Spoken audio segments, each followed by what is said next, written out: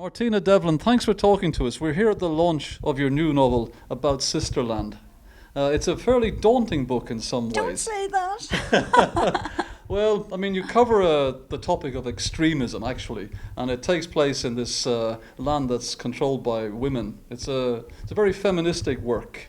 And yeah, I don't know, I can say that it reminds me of something in between North Korea and maybe something that Terry Pratchett might have invented in some respects. But Well, I'll take that as a compliment. Yes, it's about extremism, but don't worry, there's kissing as well. It's set in the near future in a world ruled by women. It should be perfect. It's a response to war and to capitalism. But in fact, like many good ideas, it goes horribly wrong, and the reason is that women forget to forgive men, and they hold a grudge against men for all the atrocities of the past, all the inequities, and they don't realise that it's not about people being better than one another, it's about people treasuring each other, really, and that everyone's equal, really. I guess that's all I'm trying to say. I'm looking for the innate goodness in human people. I believe that this innate compassion overcomes taught ideas about who we should love and how we should live. So it's upbeat, but there's a lot of extremism before you get to the upbeat. so you've got a very strong character here in Constance 500, but she seems to look for the middle ground of her own volition, or she has an intuition that she doesn't allow her to believe fully the propaganda that she's served. Is that the case? I suppose she's an outsider looking in, and with a lot of my novels, that's what I'm drawn to. It's the outsider, the marginalised, people who don't go along with the consensus. I guess that's how I operate in life too. I'm not exactly a team player. I'm actually quite curmudgeonly, really. I think a lot of Irish people are. Maybe. We're contrarians. It's a rebellious streak. So Yeah. Constance, although she lives in a dictatorship, questions it, and that's my modus operandi as a writer for the reader, seeing that, hang on, this utopia might not be so perfect after all. Yeah.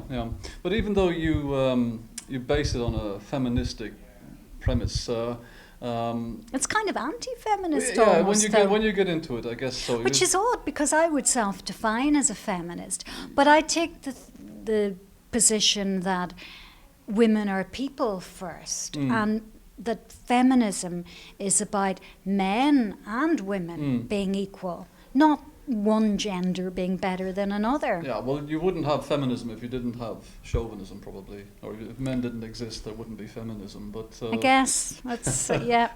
I guess. But it's a trait, though, in your recent work. I mean, your other novel, The House Where It Happened, it also has a strong female lead, and it's also very much about the disadvantage that women are in a certain sense, eh?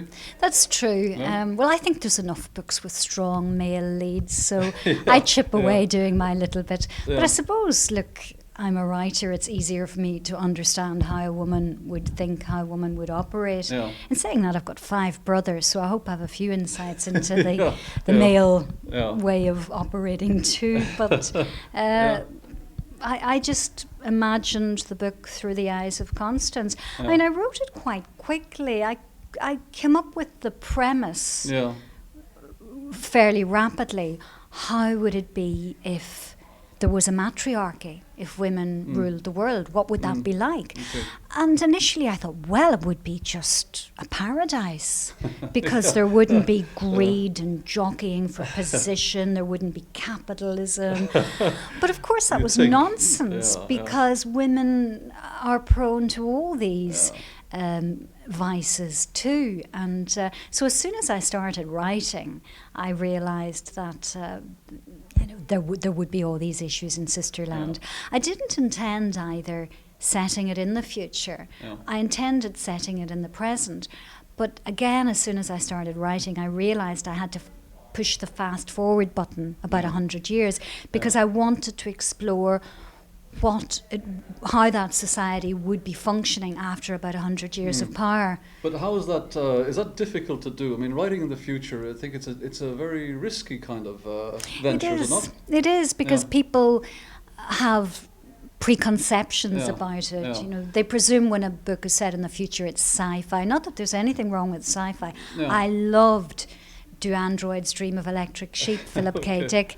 Yeah, I'm not saying there's anything wrong with it, but just that there are these preconceptions, and really, although the book is technically set in the future, it deals with issues that are very much in the present. So, for example, it's dealing with a woman's body not being her own once she's pregnant, that she no longer has autonomy over her body in some societies, including Ireland's.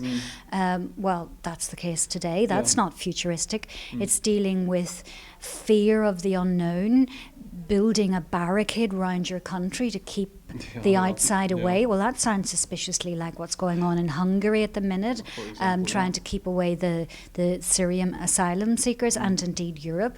So it's very much issues that are happening today.